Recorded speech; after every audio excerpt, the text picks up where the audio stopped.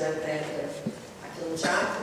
O Cacilda é o teatro que pertence ao Ministério da Cultura, dirigido pela Funarte. Nós estamos ocupando desde abril, vamos até setembro, e é uma ocupação de projetos de dança ligados ao mundo mais amplo que só de dança, porque projetos de várias linguagens ligados à ideia de movimento.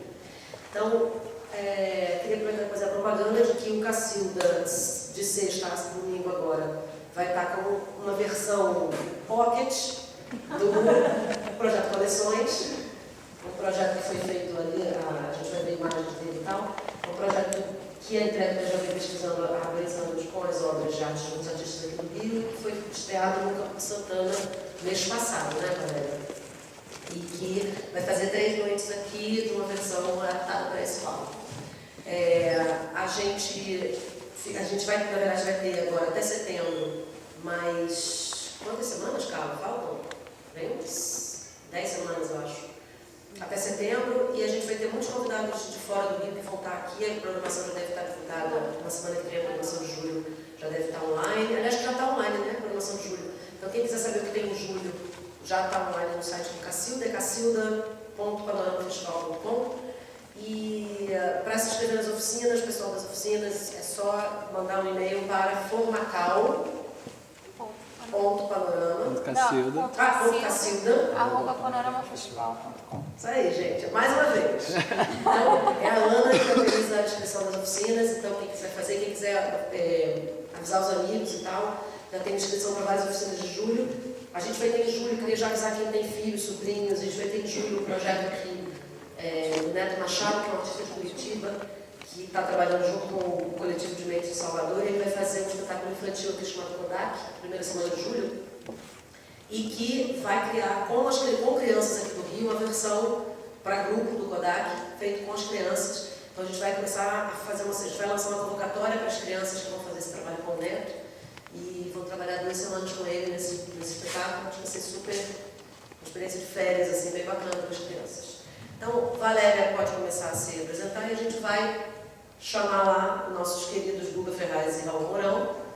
Daniel Castanheira. O futuro da arte contemporânea lá fora. Acho que vão ouvir. Estão todos lá, né? Da Intrépida Trupe há uns 25 anos. E quando a gente pensa em Intrépida Trupe, que a Anaísa agora citou quase 3 vezes, a Intrépida, a gente associa imediatamente a um circo contemporâneo que vai ter sempre trapézios, vai ter tecidos, vai ter cordas, elásticos, rapel e toda essa técnica. E a Intrépida ela já foi precursora desse movimento aqui no Brasil, e a gente já tinha esse caráter de investigação e de experimentação. E aí, ao longo dos anos, foi me dando, em particular, um desejo de fazer uma curva e usar corpos em situações que não eram aquelas que, por mais que a gente reinventasse, a gente, querendo ou não, já estava quase entrando num método de repetição, pensando num contexto mais amplo do que acontece na Europa, do que acontece nos Estados Unidos, na Austrália. E aí eu parti para obras de arte, especialmente influenciada por Guga Ferraz, que foi o primeiro a sentar aqui na poltrona, que é um artista plástico, com uma trajetória que depois ele vai falar do que ele vem fazendo, mas ele trabalha com o urbano de uma forma muito densa, e isso já me chamava atenção como amiga, como espectadora, e a partir dessa escultura aqui, que é a cidade do dormitório, ele sempre vislumbrava a possibilidade de ter movimento, de ter uma coreografia, de ter um trabalho pensado. Ela já foi criada para ter uma ocupação, e no caso as pessoas de rua se apropriaram, mas ele foi um visionário nesse sentido, porque ele já sabia que a obra dele comportava esses corpos. A partir disso, e com um convite em 2008 do Panorama de Dança, eu desenvolvi com o Guga e com a Marta Jordan uma outra artista plástica, um primeiro episódio do que depois se desenvolveu, se tornou projeto Coleções, e que hoje em dia eu percebo que é uma pesquisa continuada, que pode seguir por 1000 caminhos. A gente fez essa primeira etapa, que foi o projeto Coleções. Tem Raul Mourão aqui, que participou ativamente dessa primeira etapa com as obras que estão ali no fundo. E a partir disso a gente acabou de fazer uma ocupação no Campo de Santana, convidando outros artistas. Essa curadoria está aberta. E com isso se descobriu novas possibilidades, que a gente agora mesmo ali no foyer estava falando que isso não é a descoberta da pólvora. Isso não quer dizer que juntos descobrimos algo que ninguém mais descobriu e que somos os inventores e, enfim, semana que vem vamos à Europa, da coletiva, não é o caso. Mas hoje mesmo, 2 alunas que ficaram no final da oficina que eu trabalhei agora de manhã, elas falaram que elas vêm pesquisando isso há um tempo na internet e que elas têm muito poucas referências. Ainda é algo que a gente precisa juntar mais a turma, mas não é uma tendência, não considero que tem que ser classificado como uma moda. Agora vamos trabalhar disciplinaridades, mas é algo que nesses últimos 4 anos eu tenho tido uma resposta muito positiva. O trabalho estreou, teve o orgulho de estrear no Palácio Gustavo Capanema, aqui no Rio de Janeiro, seguiu para Inhotim, para o Palácio de Cristal, para o Museu Murilo Lagrega no Recife, fez São Paulo, foi a abertura da Mostra de Arte e representou o Brasil na Quadrienal de Praga no ano que justamente o Brasil ganhou o prêmio máximo, que foi a Triga de Ouro. Lá na Europa, o que eu tive de retorno é que as pessoas acham de muito risco essa situação da gente estar lidando, colocando os corpos em obras de arte. E foi bacana ter esse tipo de retorno, de ver que parece que tudo é mortal. Subir na cidade dormitório é mortal, equilibrar em cima de um objeto do Raul pode ser mortal. Eles me perguntavam muito isso, especificamente em Praga, nesse contexto, mas recebiam pessoas do mundo todo e era um padrão achar que isso era de um risco profundo. Não é nesse grau também. Talvez ainda fazer um grand volant, um trapézio, uma coisa desse nível, possa imprimir mais risco. Mas o que eu venho pesquisando e querendo sublinhar é que aqui dentro dessa pesquisa tem circo, tem dança, tem teatro, tem humor, tem artes visuais, principalmente, e não precisa ser nomeado. Eu vou passar agora o bastão, aqui apresentando todos. Ali é o Guga Ferraz, que já falei. Ali é Daniel Castanheira, que é um grande parceiro meu nessa pesquisa desde o início, uma pessoa que me incentivou profundamente, e ele faz a instalação sonora do trabalho, que ele vai falar melhor sobre isso, e que isso é um grande estímulo nesse trabalho.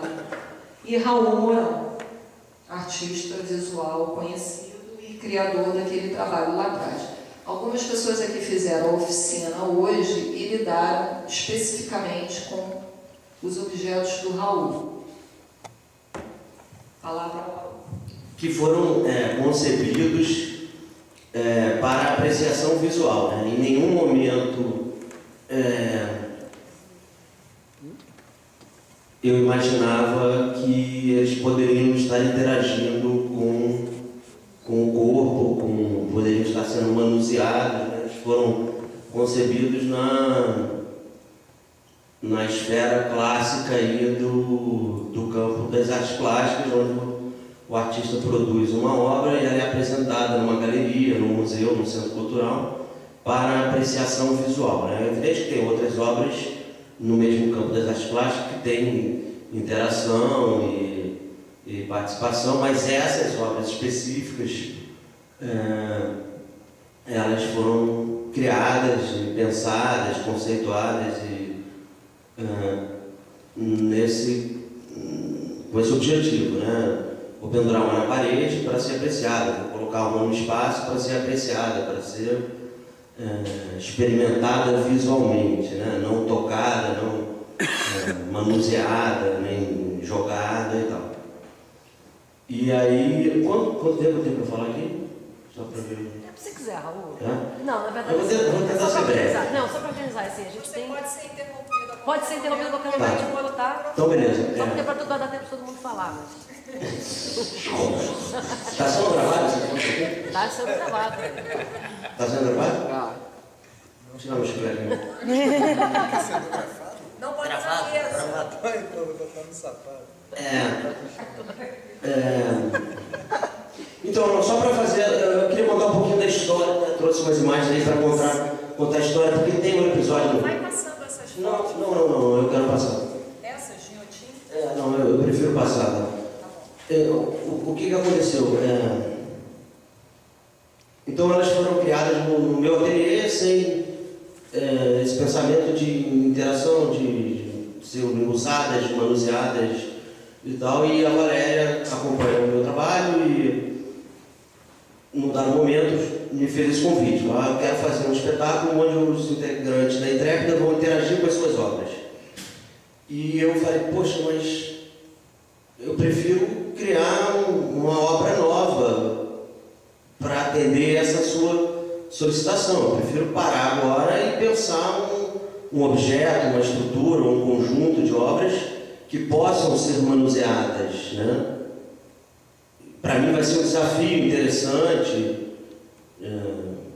Isso é perigoso, isso é pesado, isso é perfurante, isso é frágil, alguém pode trepar, quebrar, cair e tal. Então, elas não foram pensadas para isso. E a Valéria insistiu, eu tentei argumentar e ela insistindo, um dia ela falou, mas deixa pelo menos eu levar o grupo no ateliê para a gente então fazer uma experiência lá.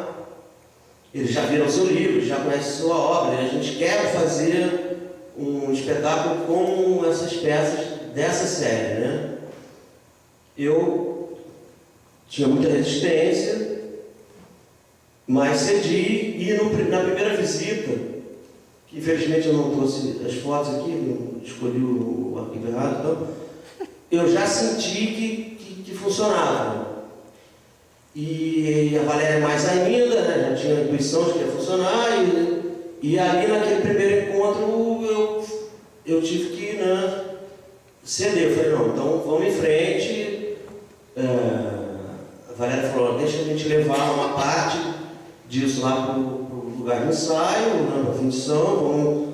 Eu falei, beleza, então vocês seguem em frente aí, a gente vai analisando e tal.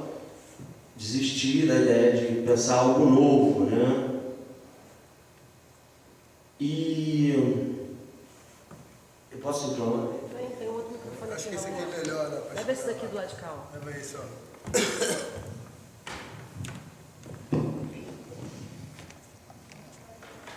Alô?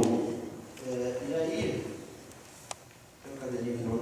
Aí o que eu... Mais uma, por favor. O que eu acho que aconteceu, eu vou falar do meu ponto de vista, tá? Assim, um depoimento muito pessoal sobre como é que um cruzamento, né, com uma outra esfera da arte, né, como é que um encontro entre dois campos artísticos pode gerar uma faísca criadora de uma outra coisa inesperada, né? E aí, retomando a questão da multidisciplinaridade que a Valéria tocou, que não é uma regra, não é uma tendência, mas é uma coisa que tem muito a cara do nosso tempo, né? Um tempo misturado, onde você responde e-mail ouvindo música, vendo uma outra coisa, alguém fala, vê uma foto, tudo acontece meio simultaneamente e uma lembrança, um passeio na praia ou na floresta pode ser interrompido por uma ligação que remete a uma outra coisa, né?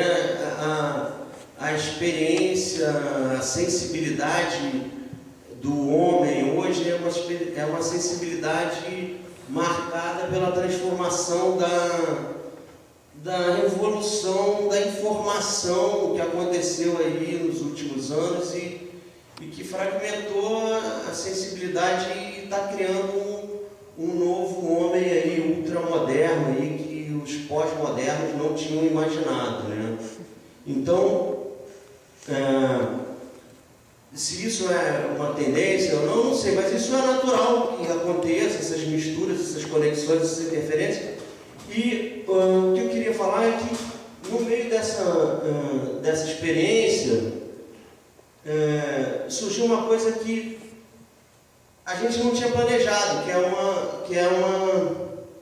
e que só aconteceu porque a gente resolveu se misturar, né? Então, a entrega a partir da Valéria Martins resolveu se misturar com artes plásticas por causa do Guga, por causa da Marta, por causa do não sei o quê. E isso gerou um campo fértil para mim, para a Intrépida, para o Guga, para a Marta, e etc, etc. E eu acho que artistas, quando se encontram, podem estar criando um campo cultural, né? Porque uma coisa é fazer arte, outra coisa é fazer cultura, né? Fazer arte é pequenino, é uma coisa individual, que atende a desejos pessoais, né? Vontades poéticas, sei lá o quê. Agora, cultura é tocar o sensível de um outro, né? É fazer a pessoa ter uma outra visão do mundo, de uma outra coisa, tal. Bom, aí, estou meio perdido aqui. O que aconteceu foi que no espetáculo, nos ensaios, né? Aquela peça ali que a Valéria está tocando agora, que sempre foi uma peça estática, de parede ou de chão, ela funcionava em duas posições, ela foi colocada sobre uma outra peça e aí surgiu esse movimento, né? Esse movimento que a gente está vendo ali foi incorporado no espetáculo. No dia que eu vi isso no ensaio, falei, pô, que lindo, que incrível, maravilhoso, tal, como eles conseguiram realmente abrir. Tudo que eles estavam fazendo era surpreendente para mim, né? Porque tudo sempre foi estático, tudo estava sendo usado, jogado, manipulado, e eu falei, cacete, pô, que incrível, tal, que nova visão, que perspectiva, né? Que enriquecimento, né? Que vida que eles estão dando as coisas. Mas esse movimento, que é o equilíbrio de uma peça simétrica sobre outra, que é um equilíbrio muito estável, porque está na aresta de uma barra, e quando você toca, ela entra em movimento e daqui a pouco ela vai voltar ao repouso, porque é uma tendência natural. Isso eu levei de volta para o ateliê. Primeiro eu falei, não, isso é do espetáculo, isso não tem nada a ver comigo, eu faço coisas paradas e tal. Mas num dia, assim, eu falei, por que não? Aí eu fiz uma simulação, uma peça pequena ali, como aquela da direita, e aí fiz essa aqui, que a gente está vendo aqui no telão, e comecei iniciei uma pesquisa no meu ateliê, no meu trabalho, do movimento, né, de esculturas que se mexem, de esculturas cinéticas, de objetos que têm um movimento a partir do toque humano, a partir da participação do espectador, né? Na sequência eu fui chamado para uma exposição na Caixa Cultural, meio em cima da hora, meio substituindo um artista, e aí eu resolvi fazer um trabalho que misturava três vertentes. Eu estava trabalhando no ateliê, uma muito nova, que era do movimento, outra muito antiga, que era das grades, que é um trabalho sobre segurança pública, sobre paranoia, sobre medo, sobre transformação da paisagem da cidade, e isso incluía o cercamento de umas pedras também, então em primeiro plano tem uma pedra ali, e aí, naquele momento, eu percebi que eu estava seguindo para um caminho novo, que era das esculturas em movimento. Por isso essa instalação chama-se Passagem, que é como se a gente estivesse indo para um outro lugar. E aí tem essa exposição que é em Porto Alegre, né, a obra estática, a obra em movimento. Aqui um videozinho. Desliga aí os seus Não fizemos celulares, o por favor. celular, você tinha profissional, né? Daí toca da Valéria. Ali a peça entra em movimento, né? Tudo aquilo ali está equilibrado. Bom, eu só queria, na verdade, mostrar aqui para vocês, contar essa história de como é que um encontro entre a dança, o movimento, a acrobacia, entre dois gêneros, entre duas categorias aí, modificaram, criaram uma nova coisa dentro de uma produção, dentro de uma poética particular, e que acabou agora tendo um segundo momento quando a Intrépida, no Campo de Santana, usou uma dessas estruturas cinéticas numa obra, num espetáculo, né, interagindo com essa coisa que se mexe. Então, assim, o meu trabalho é um trabalho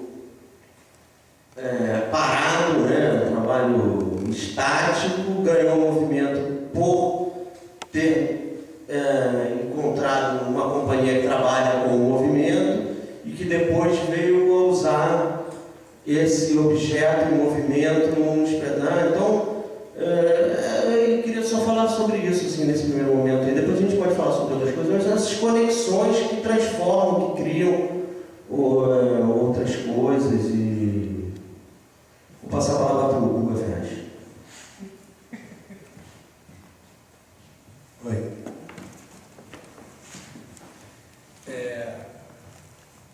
Diferente do trabalho do Raul, que eu já conheço há um tempão também, que é um amigo antigo, como o Val também, e nem Dani também. Na verdade, o que me encanta bastante nesse trabalho é de ser uma relação entre amigos, para começar tudo, de ser uma coisa bem pessoal e o meu trabalho, na verdade, que participa desse projeto do projeto Coleções, ele, notadamente, ele tem a ver com o corpo humano. Ele é para a interferência humana, quer dizer, ele é para o jogo humano dentro do corpo da escultura mesmo. Eu penso a cidade do dormitório como uma proposta para mobiliário urbano. Eu acho que enquanto a gente tem telefone público, que aqui no Rio de Janeiro e no Brasil há um horror para o cego, por exemplo, que dá cabeçada naquilo ali, para o bêbado, que dá cabeçada naquilo ali. Então era como se fosse como uma...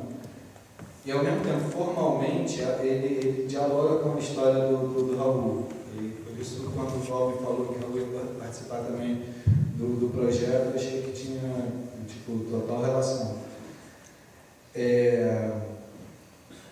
Na verdade, a cidade do dormitório é isso, é uma proposta das pessoas poderem dormir na rua, do mesmo jeito que podem falar no telefone na rua, como podem ir no banheiro público, que seria muito legal que tivesse mais, mas ela já traz toda uma carga. A escultura, que ela não foi pensada como um espetáculo, ela em si já traz toda uma carga dentro da escultura e dentro da interferência urbana, e que é o que eu mais trabalho.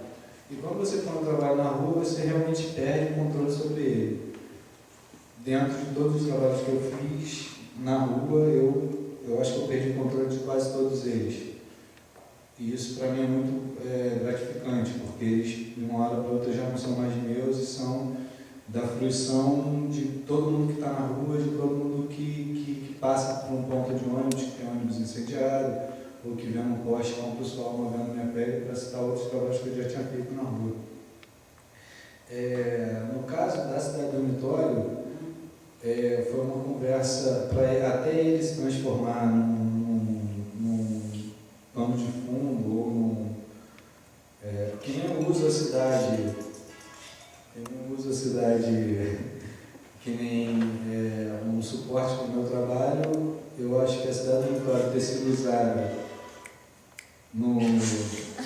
como pano de fundo de um trabalho de corpo, do corpo, eu acho que faz sentido, porque era um trabalho para o corpo, na rua, era um trabalho para que as pessoas pudessem, sei lá, descansar na rua, e Cidade do Vitória já é um conceito de arquitetura que fala sobre a cidade satélite que a gente tem perto dos centros de produção de dinheiro e tal, aquela coisa, a pessoa passa mais tempo no ônibus e no trem, indo para casa e voltando de casa, do que realmente em casa. Você vai para casa só para dormir e tal. O trabalho já tinha uma carga dessas. Assim. O que eu ouvi bastante, quando o trabalho foi abraçado pela ideia da Val e já se tornou parte do projeto, é que de alguns, não sei se puristas ou chatos de plantão, que a coisa a coisa perde a potência quando está em outra situação. Ou seja, ela na rua quer dizer uma coisa e que é a primeira vez que a gente monta dentro de um teatro mesmo. E isso para mim é muito interessante, porque eu não tenho nenhum apego com isso. É uma escultura, são camas, é uma repetição de um objeto simples, cotidiano, da cama. É uma beliche que eram de 8 andares na rua, aqui são de 6 por causa do pé direito, e se pudesse a gente fazer um buraco e botar mais, a gente poderia fazer, seria ótimo. E as surpresas que acontecem a partir disso também são muito boas. Quer dizer, o corpo continua ali, quer dizer, ali é o tamanho de um corpo, deitado e dentro do teatro isso vai significar uma coisa, fora do teatro, aqui dentro do teatro ele pode significar um descanso maneiro para a galera da técnica, que às vezes por conta das camas que estão aqui, eles têm que virar à noite, porque o trabalho de arte é meio, às vezes, extenuante, mas que por mais poético que pareça, às vezes você precisa de um lugar para descansar, e dentro do teatro você não tem. Às vezes aqui pode ser que eles descansem aqui, mas na rua significa outra coisa, que é o descanso para um comum, para um qualquer que queira descansar na rua. Portanto, a ideia de corpos interagindo com essa obra era desde sempre pensada. A partir disso, quando das primeiras conversas com o Val e com o Caio, era da gente botar movimento nisso, até botar problemas nisso, né? Tipo, botar problemas de como você passa de um andar para o outro, como você está perto do seu vizinho, não sabe o que acontece, como ela sendo como se fosse uma maquete de um prédio habitual, criando situações em cada andar. Sempre foi pensado com o movimento humano, mas ao mesmo tempo sempre foi pensado para não deixar o bêbado cair do andar que matasse ele. Porque quando você põe uma coisa na rua, você tem que se proteger de todos os jeitos quanto a esse movimento humano, né? Enfim, isso a princípio dentro da discussão já foi um problema, como é que a gente vai, que grades que a gente vai tirar e tal. Eu estou falando de coisas bem simples, bem físicas, assim, para o movimento dentro de uma estrutura pré-pensada para a rua, para ninguém pular de lá de cima. Tirando isso, o fato de transformar essa escultura, que também foram feitas outras, e também é um desapego total, quanto eu estava falando antes, a coisa perde potência, a coisa nunca perde potência a partir do momento que você faz para a rua, ela já foi construída, sei lá, para ir para a Bélgica. Na Bélgica ela perde potência, porque lá é frio pra caramba, então não tem como dormir, não. Então, de qualquer jeito, uma ideia, quando você tem que colocar ela em outro lugar, ela é repensada e não tem problema em não repensar nas ideias. E contando, sei lá, látis, que não botar cascas de plástico, enfim. Mas ela sendo usada para um espetáculo de dança, de circo e de tudo mais, tiveram outras coisas que dentro desse processo de criação foram para mim muito maneiras, que foi trabalhar com o Dani também, parte de música, de pensar em ritmo, pensar em como a gente fez, como foi o processo, com todos os problemas pessoais, porque também aqui acho que só tem amigo, e aí também só tem amigo, e e as coisas são muito claras, assim, os processos pessoais, até isso está aqui circulando e já circulou pelo Brasil, várias cidades do Brasil, em vários sítios incríveis, e o processo todo de feitura, até ela está aqui hoje, eu estou aqui falando com vocês, toda essa história carrega essa escultura, que é a primeira, que é tipo o modelo primeiro que eu fiz, que estava lá na Gentil Carioca, ficou 4 meses por lá e tal. Para mim, todo esse processo dá uma carga para esse objeto que está aqui muito grande e que eu sozinho nunca poderia dar essa carga para esse objeto que está aqui montado. E isso me interessa muito, porque quando realmente a coisa fugir do meu domínio e fugir do meu controle, não sei se estou sendo claro, mas é meio isso. Assim. Reforçando isso que o Guga está falando, aqui atrás está passando no primeiro quadro. Esse DVD ele foi pensado para Praga, que eram 4 monitores no estande do Brasil. Então eles ficavam em simultaneidade. E na verdade Praga veio com uma receita, um governo brasileiro e tudo mais, me pedindo um DVD para cada instalação. E aí passaria em separado, mas era impossível ter uma representação de um local, de tudo isso que a gente viveu. Então a solução foi fragmentar. E no primeiro quadro é o Palácio Gustavo Capanema, no segundo quadro é o Museu Murilo La Greca de Arte Contemporânea no Recife. Esse terceiro recortado é o Palácio de Cristal, que também foi a primeira ocupação artística nesse sentido, de poder usar tudo e se apropriar. E ali no último quadro é Inhotim, que começou a abrir para uma programação cultural. Acho que aqui a maioria deve saber do Instituto Inhotim, que está em Brumadinho. E então, quando o Guga fala que talvez ele sozinho não tivesse, é porque a obra dele estava lá em Inhotim. Foi uma exposição temporária, foi vinculada a um projeto, a um convite de uma programação cultural, não assim, fazendo parte do acervo da instituição, mas todos os visitantes daquela semana que estavam em Inhotim absorveram, e eu acho que a gente foi muito feliz no ângulo onde a gente posicionou, e as pessoas foram embora, assim, vivendo esse extra delicioso. O Palácio de Cristal também teve uma ocupação que foi além do controle, da capacidade até do próprio palácio, porque a demanda foi imensa e as pessoas no boca a boca, assim, lotaram. A gente teve que transformar o trabalho também nesse local. Eu acho que é isso que ele está, assim, sublinhando nessa soma.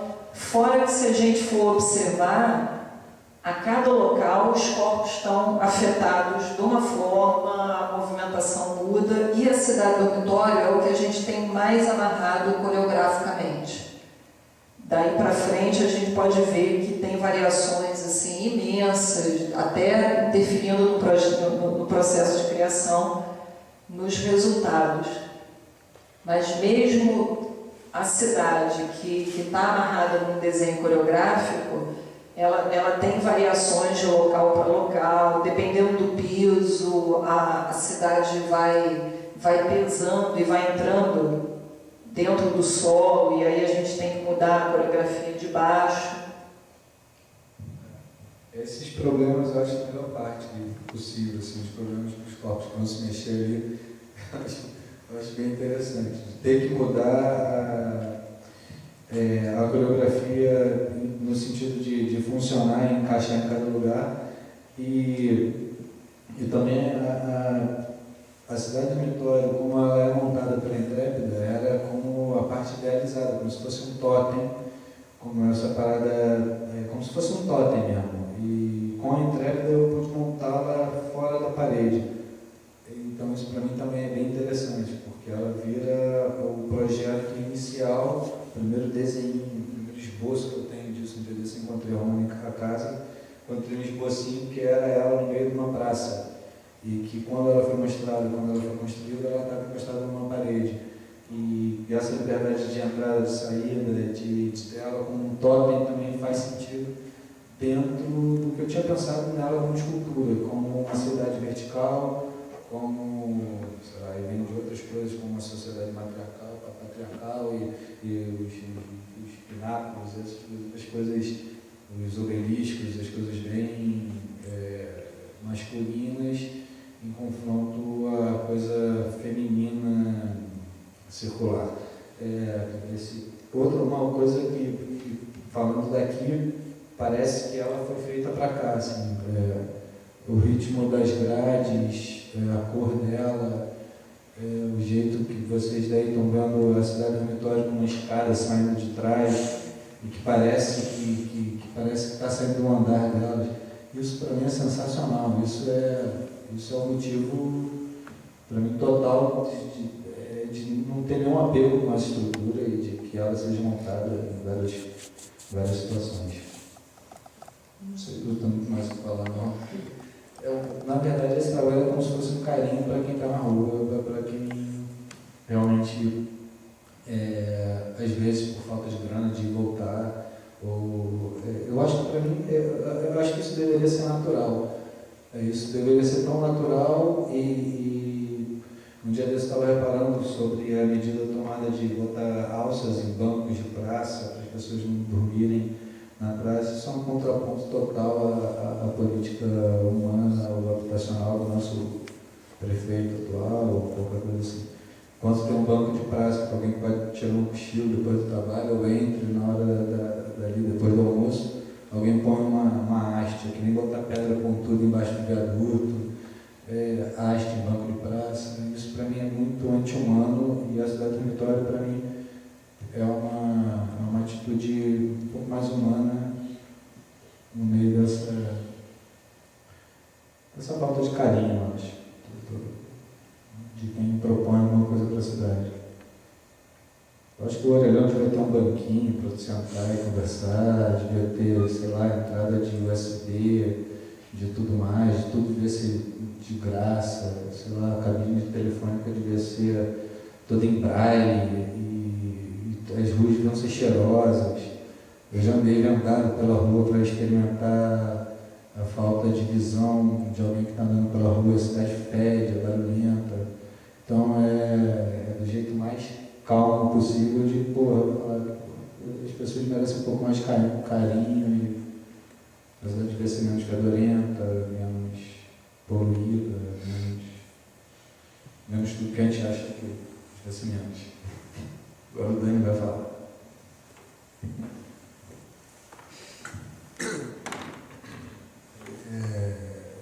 Primeiro, eu vou dizer que, do ponto de vista da música, assim, a gente quando começou, né, a fazer isso, a gente fez junto, impressionante, lá no ateliê, lá para casa ateliê, é um pouco. E tinha sempre uma questão que na verdade, acho que é um ponto que me liga assim, a esse trabalho, a essa parceria, principalmente aqui com a Valéria e tal, que é uma tentativa, né, de espacialização sonora. E a gente tem duas questões a ser trabalhadas já de cara. Uma é a questão da espacialização, o que é isso, né, que a gente está falando.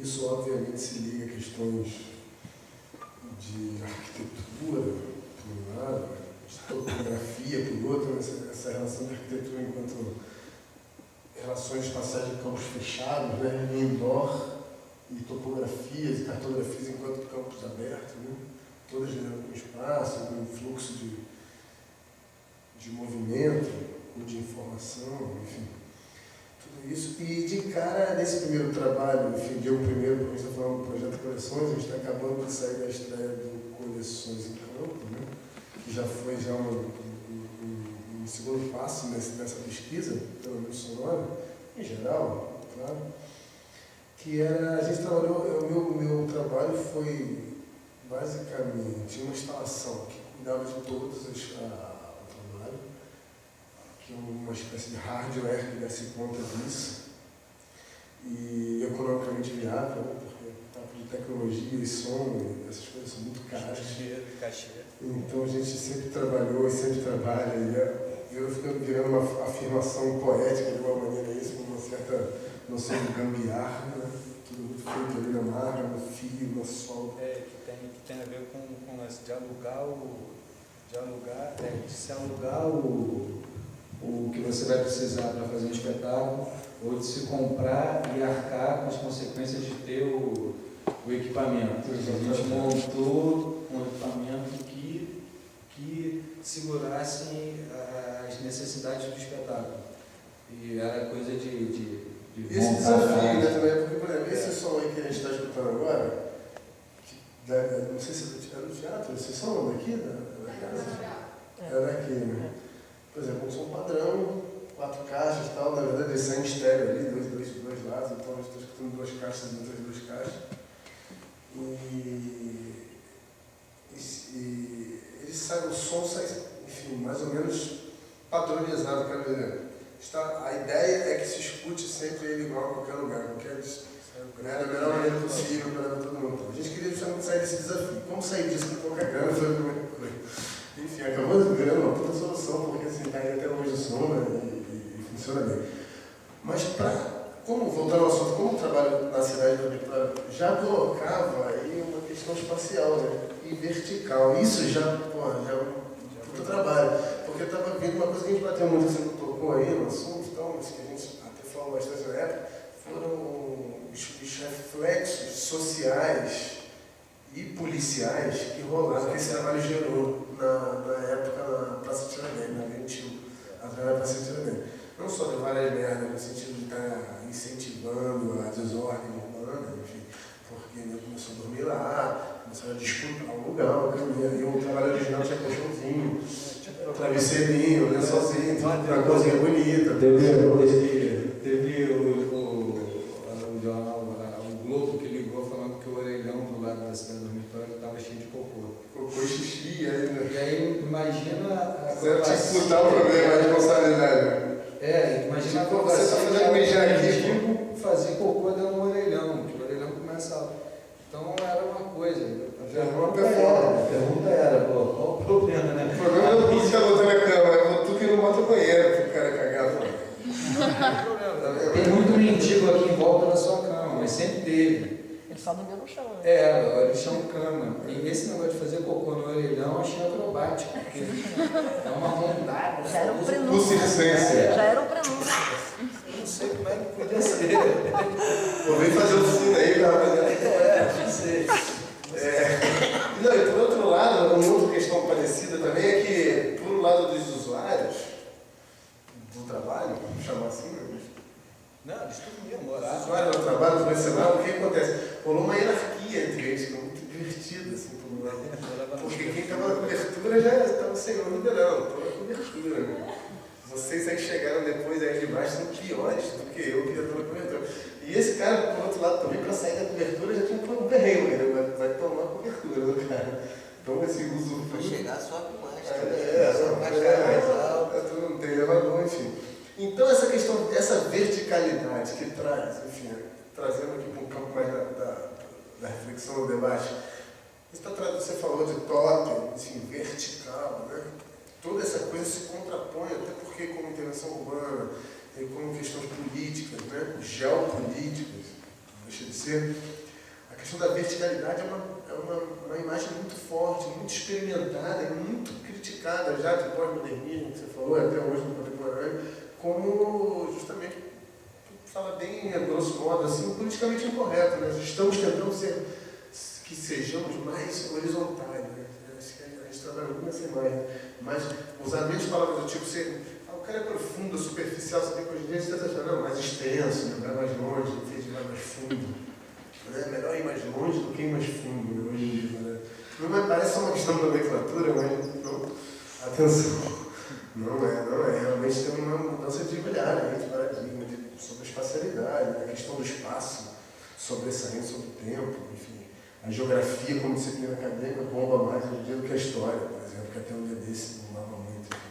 Então essa questão para a gente já foi um primeiro desafio poético lindo, que era, estamos trabalhando com som, e aí já era um ponto aí claro, né? Tipo, a questão da música, ela vira, vamos dizer assim, secundária, porque música é muito específico, então a gente vai trabalhar com som, né? Com som como arte sonora, né?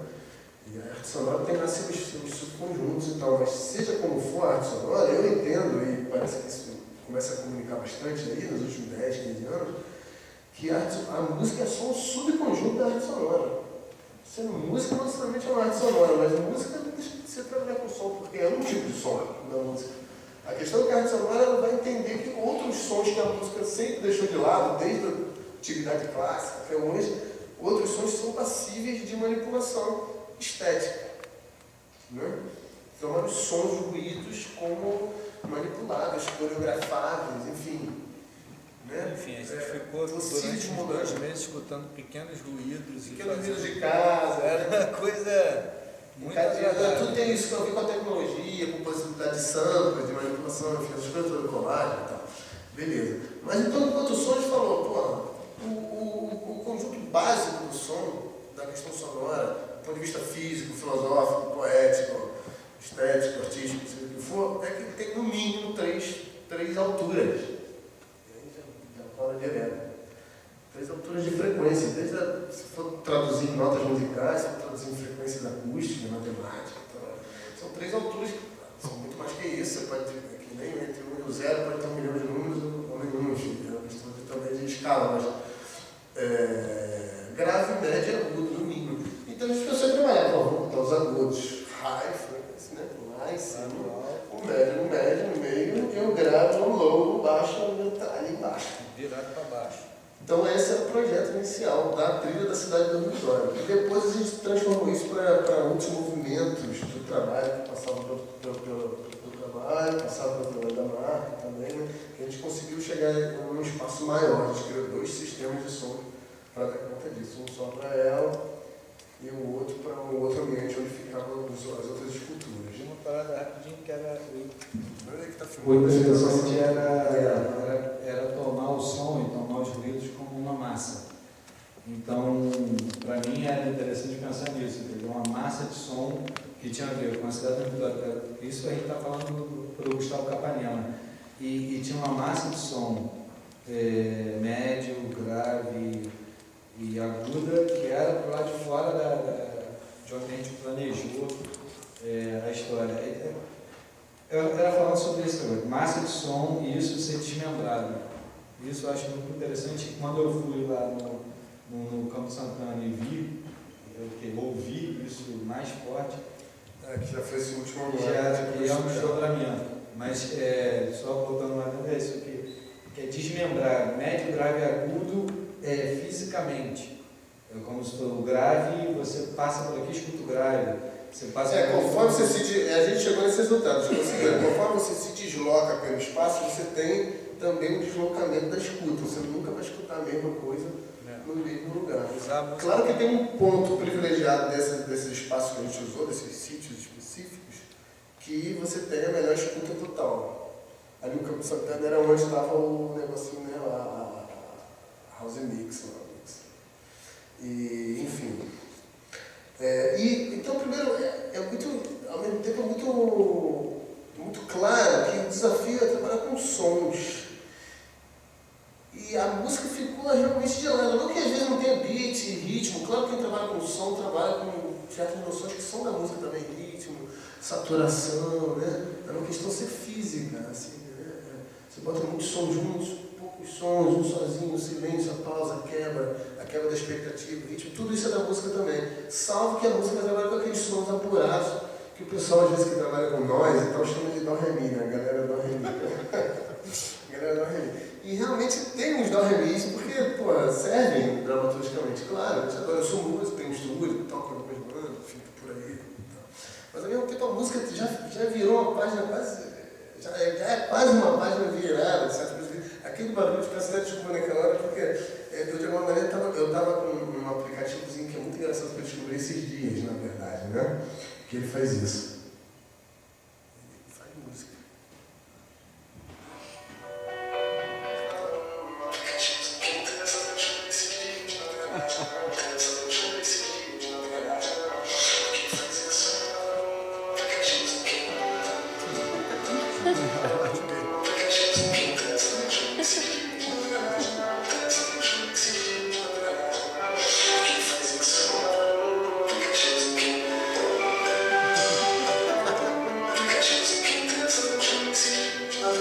Esse é de fazer criança dormir. Tem outros estilos também, tem mais. Vou escolher aí o estilo. Tem, enfim, tem mil coisas. Tem aqui mais eletro, clash e tal. Todas aquelas coisas que a gente, há 8 anos atrás, bateu muita cabeça na Fashion Box. 7, aqueles eletro rock, aqueles eletro clash, enfim. Então, realmente, assim, a gente corre atrás, né? Então, assim, a canção, a música, realmente tem mil outros debates aí, ainda nunca vai morrer, mas elas estão resolvidas por mil questões aí. Então, segundamente, o grande parada, isso já tem muito a ver com coleções em campo, é que isso é outro desafio do som, que é uma pesquisa mais atual, minha, assim, eu pretendo, isso cresceu muito em coleções em campo agora. Eu pretendo que isso vá para outras direções, inclusive para a gente tem que continuar esse assunto aí, que é o seguinte: o som te propõe enquanto força física, ele te propõe uma coisa que é muito contemporânea, me parece, em vários debates aí de estética, acadêmicos ou não, enfim, que é uma coisa que são narrativas, seja dramáticas, musicais, visuais, seja como for, mas forem, que são narrativas que puxam mais para o aleatório, para o acaso. Elas não dependem muito dos sujeitos que escolhem. Não sou eu, o artista, que quero que isso, vamos fazer uma arranjo aqui. Não, esse não está legal, assim. Eu arranjei tudo. Não, você joga para a coisa, está em fluxo, são forças em movimento. Então eu trabalho com uma certa aleatoriedade e um certo, como é que eu vou dizer isso, assim, uma certa se colocar em órbita. Esse é um grande desafio. Para a coreografia e para a dança, pela primeira vez eu fiz isso na prática com vocês. Fizemos 3 laboratórios. Eu mixando ao vivo com os bailarinos, com o elenco, enfim. E um dia só de frequências graves. Tem que gostar muito, porque tem um momento que já... Meu Deus. Mas é isso, isso é sério. Então, um dia só com frequências graves, né? Outro dia só com médios e outro dia só com agudos.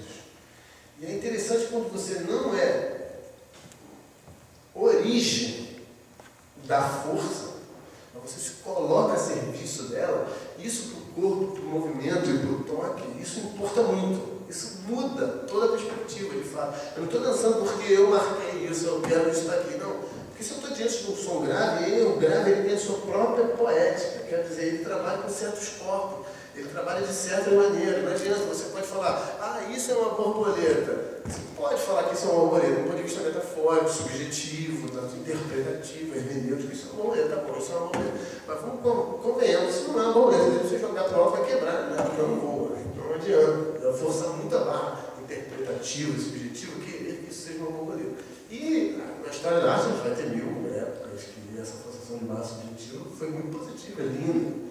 Tudo bem, nada contra. Agora, coloca uma outra proposta, que é justamente se colocar em órbita. Tem um texto do menino aí, que já morreu há muito tempo, que ele fala assim, não importa quem, ele fala, percebam como os esportes contemporâneos são muito distintos dos esportes antigos clássicos. Os esportes, enquanto a Olimpíada, que está chegando aí também, você fala, os esportes como o homem, o sujeito, o atleta, como origem do movimento. É sempre jogar a bola de metal o mais longe possível, lançar o martelo, pular mais alto ainda, se superar e tudo isso. Outros esportes que já vêm da década de 60 para cá, que hoje em dia entram como esportes radicais, né?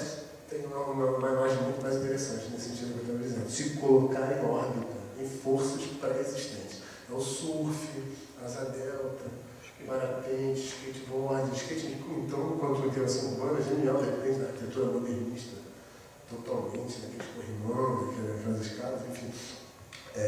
Então, realmente, tratar a poética sonora a partir da sua materialidade é muito interessante nesse desafio de se colocar em órbita em forças pré-existentes ao sujeito. E isso foi muito interessante nessa continuação desse trabalho, e principalmente para a questão do movimento corporal, físico, da dança, tudo isso eu acho que ainda vai, pelo menos eu espero, e estou apostando nisso, render bastante fruto para frente. Com esses laboratórios, a gente descobriu um corpo grave, um corpo médio e um corpo agudo. E ao longo do processo, isso se tornou um jargão assim, de partitura corporal mesmo. Então, a gente, na criação desse trabalho novo, Coleções em Campo, na improvisação, no que estava norteando a coreografia, a gente passou a usar, não, esse corpo grave ele não fica tão bom aqui, vamos tirar esse corpo grave, vamos trazer o corpo agudo para cá e levar o corpo grave para uma outra situação, para um outro espacial. E isso reforça o que o Raul começou no início sinalizando, que é essa mistura, que é onde é artes visuais e onde é circo, onde é dança, porque da mesma forma que o trabalho dele foi super afetado e é muito prazeroso hoje em dia ir numa exposição dele e ver e reconhecer, assim, eu pelo menos, sem estar doidona, nada disso, mas quando eu vejo o trabalho dele atual, esse trabalho dançado, eu vejo corpos ali dentro, não, aonde for, se é na Caixa Econômica, se é na Maré, eu consigo ficar olhando para o trabalho e ver que tem corpos ali. Agora, para mim, isso é inexorável. Eu não consigo mais ver a obra que eu acompanho o Raul de muitos anos, o trabalho dele, mas eu não consigo mais olhar para o trabalho dele em movimento sem ter essa sensação corporal. Essa corporeidade, para mim, ela está ali presente. E isso afetou os nossos corpos. A gente, para lidar com as obras, a gente teve que acionar outros músculos que são diferentes do que a gente trabalhava normalmente, numa zona de conforto para o trapézio, para o tecido, para os saltos. E os corpos ficavam super doloridos, machucados. E estamos lidando com obras de arte, que aparentemente, quando a gente pensa em obra de arte, a gente já associa a soft, a delicado, a sensibilidade. E tem um rigor e um risco aí dentro que a gente também não estava tão preparado e teve que passar a se preparar. Naís me sinalizou que, como é uma conversa, só a gente está falando e que agora, quem quiser, acho que o cabo estica, se alguém quiser circular ou perguntar coisas, Alguém quer fazer uma pergunta, gente? Só para, né, a gente circular aqui. Perguntinhas? Catarina. Apple está vendendo por uma. Se não tiver, eu tenho uma pergunta. Vou fazer uma para a gente começar aqui, pessoal. Eu estou lembrando agora do dia que eu fui na TV do Raul e vi as bichinhas se mexendo, né? Foi engraçado porque eu não sabia tão claramente dessa relação, de como tinha gerado, e eu saí de lá muito impressionada, porque para mim, como acompanhava o Raul muito tempo também, era muito... Você já foi no meu ateliê? Palhaço carente. Não, então, primeiro, quando eu fui, e eu saí de lá com uma sensação, fiquei muito chocada com as estruturas que se moviam, mas sobretudo porque eu sou muito apegada a essa imobilidade na obra do Raul, e essas grades, e esses volumes, essas coisas. E quando eu cheguei lá, e ele mostrou as obras se movendo, e elas eram lindas, mas ao mesmo tempo eu me sentia um pouco traída, assim, no sentido de que eu olhava e falava, mas não precisava mexer, já era perfeito daquele jeito. E depois, pensando, vivendo as obras de novo, depois vi vários lugares diferentes, e interagindo com a Intrépida, eu fiquei com a sensação de que, ao mesmo tempo, fazia todo sentido. É incrível que assim, precisou da Intrépida para chegar, mas já acabou sendo esse o caminho. Quer dizer, para mim, eu acho mais legal de pensar nesse trabalho, justamente é essa contaminação entre essas... Então, o que a Valéria acabou de falar... Essa contaminação que não é comum, é isso que eu quero chamar a atenção. Que o Daniel contaminou também, né? Que entra no linguajar da companhia, um negócio de corpo grave, corpo agudo, momento isso, momento aquilo, que foi uma coisa da sacação, de dividir o som espacialmente, Paraná. Então, a gente veio falar hoje aqui de cruzamento, né, de experiências e tal, e talvez a expressão contaminação seja a expressão mais rica disso, né, de como é que... Porque, no fundo, a relação do espectador, né, do cidadão comum, com um acontecimento de arte, é uma relação de contaminação. Você passa a gostar daquele filme, daquele livro, daquela peça, etc. Você é contaminado por aquilo, você absorve aquilo, você vira uma pessoa encantada por aquilo, você vira um difusor, um apaixonado por aquilo. Então, e quando a contaminação acontece entre artistas, né, ela talvez seja um momento mais especial e potente, né? Então, esses cruzamentos aí são interessantes por causa disso. Tem uma coisa que é curiosa, porque não é sempre que isso acontece tão, quer dizer, não é sempre que os artistas envolvidos no processo colaborativo estão abertos a que essa contaminação aconteça. Quer dizer, existe um grau de contaminação inevitável, que a gente não pode escapar a ser aquilo que a gente viu. Quer dizer, todo mundo que hoje viu aqui, que não conhecia e viu a Cidade da Vitória, a Cidade da Vitória já está dentro de mim. Isso não é uma coisa metafórica, é uma coisa física. Essa imagem está dentro de mim, faz parte das minhas referências e tal. Mas isso num grau de contaminação é inevitável que a gente tenha em qualquer experiência, seja como público, seja como artista, criador e tal. Mas quando você vê muito conscientemente essa contaminação se desenvolver dentro do trabalho, eu acho que é muito precioso, entendeu, galera? Por isso que eu acho que o projeto atual do Coleções e esse caminho da internet tem essa potência de abrir para esses cruzamentos acontecerem. Independente do público que vai lá e vê, percebeu ou não isso, tão claramente, mas acho que para as pessoas é isso. Eu queria contar uma história da Cidade do Dormitório, porque como nós estivemos envolvidos na primeira instalação dela lá na Praça Tiradentes, a gente instalou a Cidade do Dormitório para fazer durante o panorama lá, a Valéria, a primeira experiência que era essa obra e a obra da Marta da água pingando nos ferros. E quando a gente começou a montagem, a gente achava que o problema era a obra da Marta, porque como a obra da Marta ia ser montada num lugar fechado, tinha não sei quantos ferros ligados, aí a energia do lugar não aguentava os ferros ligados, e tinha um problema, podia pegar fogo e não sei o quê, todo mundo estava concentrado naquilo. E, na verdade, a gente montou isso aí achando que era a coisa mais simples do mundo, um ferro, que bota lá, ninguém pode quebrar isso. E o problema era a polícia obcecada, que as pessoas iam dormindo no negócio, lembra, Valéria? Então, um dia a gente foi lá e o policial veio para mim e falou, isso aí, vocês tinham que ter avisado com antecedência que ia botar isso aí. Não, mas a gente vai ter que reforçar aqui em volta disso, porque senão amanhã só vai amanhecer cheio de mendigo dormindo. Eu falei, mas não tem para acontecer, tudo bem, pode dormir os mendigos aí. Só tá maluca, cai um mendigo daí de cima, só já imaginou? Tá? Então, a gente não tinha, eu pelo menos, a gente sabia da implicação política da obra, da poética da obra, mas a gente não estava muito ligado, na verdade, na concretude do fato do mendigo subir lá e dormir e cair, por exemplo. Que era uma questão que obcecou a polícia da Praça Tiradentes durante uma semana. O meu medo era esse o tempo todo. O meu medo principal com esse trabalho era de alguém cair lá de cima. Tiveram umas implicações que eu falei por alto, assim, de tipo, eu estava trabalhando, aí me ligou o Extra, falando, Guga, eu conheço a minha amiga moça lá do Extra, Denise, uma das diretoras de lá, ele falou, Guga, eu fiquei muito feliz de ver que o trabalho era seu, e, pô, a gente vai dar meia página desse teu trabalho, dessa Vitória. A gente foi lá, a gente conversou com o Luiz, que é o moço que está dormindo na cobertura, e ele reza o texto todo dia, ele é incrível, ele toma banho na padaria, ele tem seus pertences lá e tal. Aí isso foi o Extra, ele ligou e falou essas ondas todas. Isso em 2007, quando eu montei. E deu, acho que umas 2 horas, eu estava trabalhando com o Neto, estava trabalhando com o Ernesto, um camarada da Gentil e tal, meu parceiro, e eu trabalhava com ele como arte finalista dos trabalhos dele. E aí deu uma meia hora, o Neto escutou essa conversa, falou, porra, maneiro, tava.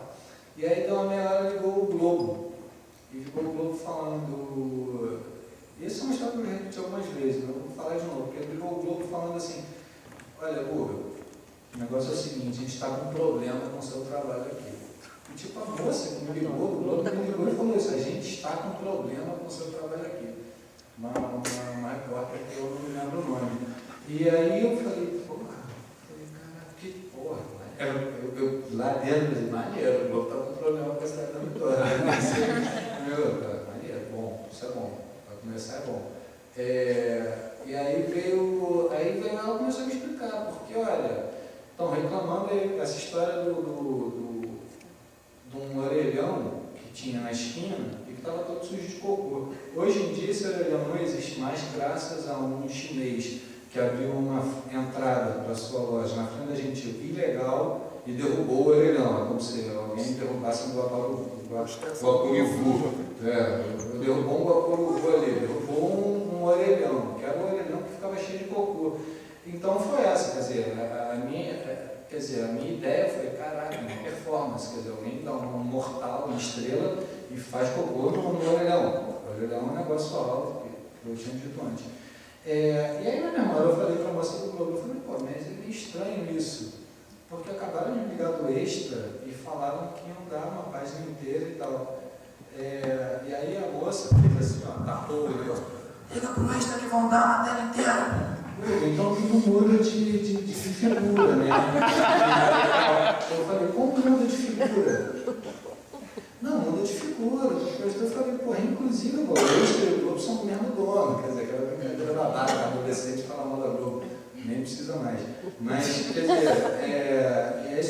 eu sempre muito controlado com essas coisas, para me parecer ridículo, e já sendo desde sempre, eu perguntei, eu falei, pô, não, mas aí tudo muda de figura. A minha pergunta, como é que muda de figura? Há um tempo atrás você estava falando que tinha cocô no negócio do orelhão, a culpa era minha. E agora que o Extra vai dar, no dia seguinte o Globo não falou nada e saiu uma página inteira no Extra lá, falando do Luiz com foto. De cima do 8º andar, a vista que o Luiz tinha da vista dele. Então, Por orelhão ou não? Não, ele olhando. Com vista para orelhão ou não? Desculpa. Eu queria saber se dava vista pro orelhão. O orelhão não dava porque o orelhão era de lado. Você não análogo à Bahia de Guanabara. O orelhão estava de lado. E o orelhão não existe mais. Agora tem uma porta ilegal de uma loja do chinês na frente. Você nasceu maldito chinês, você nasceu chinês, já tem uma loja de joelho de flango. E, enfim, Essa piada escrota.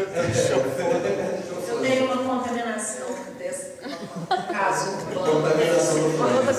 Contaminação.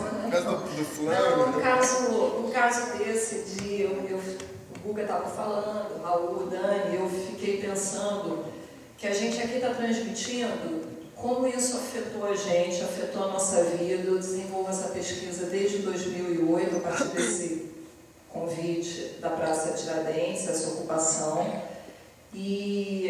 Mas como vai afetando os outros, cada um de uma forma. Agora, no Campo de Santana, foi uma ocupação árdua, foi a primeira, o campo estava super renegado, o próprio Parques e Jardins que rege, super pessimista, nunca nada deu certo, não ia ser agora que alguma coisa ia dar certo, e a gente desbravando e indo, e uma equipe de produção show de bola, abrindo as portas, e aí chegou no momento de como vamos ligar os equipamentos. E precisava da Rio Luz, precisava puxar a luz do poste, era o caminho padrão de um evento na rua.